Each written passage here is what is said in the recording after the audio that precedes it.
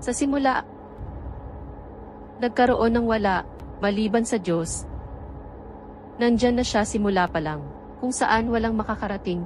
Una niyang nilikha ang kanyang trono, ang trono na siyang kisam ng lahat ng nilikhang bagay, kabilang ang lahat ng bagay na namamalagi sa ilalim ng lupa at na umiiral sa pagitan ng lupa at ang trono. Siya ang lumikha ng langit at lupa sa 6 na araw at ang kanyang trono ay nasa ibabaw ng tubig.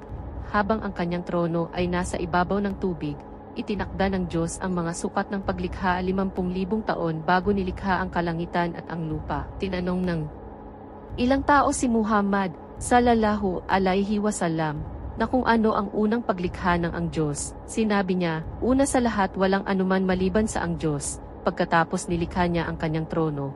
Ang kanyang trono ay nasa ibabaw ng tubig, ang trono ay nilikha mula sa isang pulang ruby.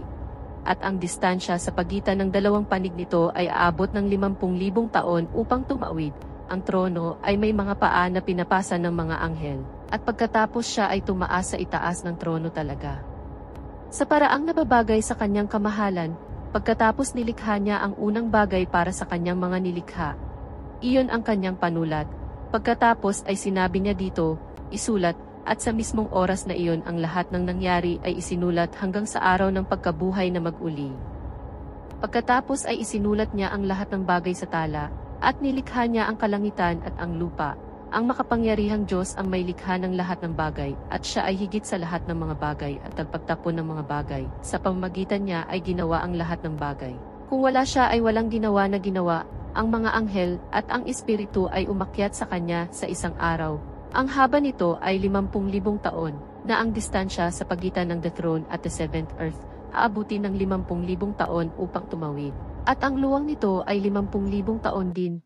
Yaong mga anghel na nagdadala ng trono ng Diyos, at niluluwalhati ng mga nakapaligid dito ang mga papuri sa kanilang nag-iisang Diyos, at maniwala sa Kanya, at humingi ng kapatawaran para sa mga naniniwala. Walang sinuman ang may karapatang sambahin maliban sa Diyos, ang pinakadakila ang pinakamapagpahinuhod.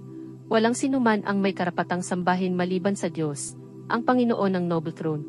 Walang sinuman ang may karapatang sambahin maliban sa Diyos, ang Panginoon ng langit at lupa. Ang Panginoon ng Noble Throne, ang Diyos na hindi ipinanganak ni maaaring mamatay, walang makapagsilang sa Kanya, ni kahit sino ay maaaring makapinsala sa Kanya.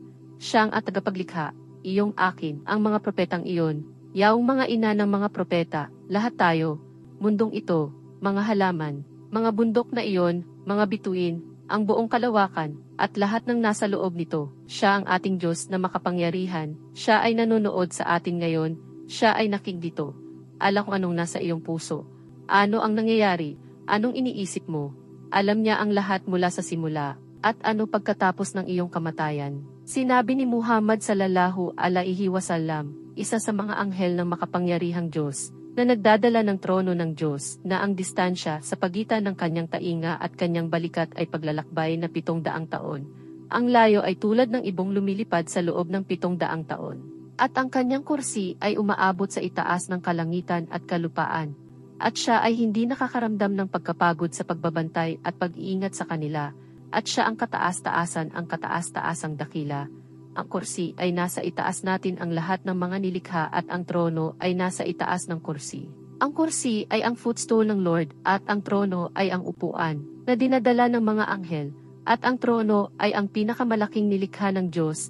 Sinabi ni Muhammad sallallahu alaihi wasallam, ang kursi sa paghahambing sa the throne ay hindi higit sa isang singsing na bakal na itinapon sa isang bukas na disyerto sa lupa. Ang kursi ay ang footstool, at walang sinuman ang makapagtatantya ng tama sa the throne maliban sa Diyos, ang makapangyarihan sa lahat, at walang makapagpaliwanag ng sukat ng Diyos, kanyang hitsura, kanyang voice etc., hindi man lang maisip. Well, mangyaring bumalik sa Kanya, manalangin sa Kanya, gumawa ng mabubuting gawa, bago matapos ang oras. Naniniwala ang ilang tao na ito ay nakasulat sa ating mga kamay at sa tingin ng ilang tao ay maaaring basahin ito. Ngunit ito ay isang malaking pagkakamali, walang nakakaalam kung ano ang isinulat ng Diyos, at huwag isipin na ang Diyos ay nasa lahat ng dako, o na siya ay nasa ating mga puso, iyan ay maling paniniwala, ito ay isang malaking pagkakamali. Siya ay nasa itaas ng trono. Ang kanyang kapangyarihan at kaalaman ay nasa lahat ng dako. Ngunit hindi siya pumarito sa lupa. Kahit papaano bumababa siya sa pinakamababang kalangitan tuwing huling oras at sabihin, "Sino ang matawag sa akin upang masagot ko siya? Sino ang humihingi ng isang bagay sa akin upang maibigay ko sa kanya? Sino ang humihingi ng aking kapatawaran upang mapatawad ko siya?" Kaya't magsisi, humingi ng kapatawaran sa Diyos, huwag pumunta sa mga huwad na Diyos at huwad na tao, dumating sa totoong landas, gumawa ng mabubuting gawa, patatawarin kanya. Sinabi ni Muhammad s.a.w. Nilikha ng Diyos ang awa sa 100 bahagi, at siya ay pinanatili kasama niya ang 99 na bahagi, at siya ay nagpababa sa lupa ng 1 bahagi lamang ng awa. At dahil dito 1 bahagi lamang, may pagmamahalan sa isa't isa sa lahat ng mga nilikha sa mundo. Kaya naman itinataas ng hayop ang kuko nito mula sa anak nito, natatakot na baka ito ay makapinsala. Rahman ya Rahman, sa'idni ya Rahman, ishrah sadri Qur'an, imla qalbi Qur'an, wasqi hayati Qur'an.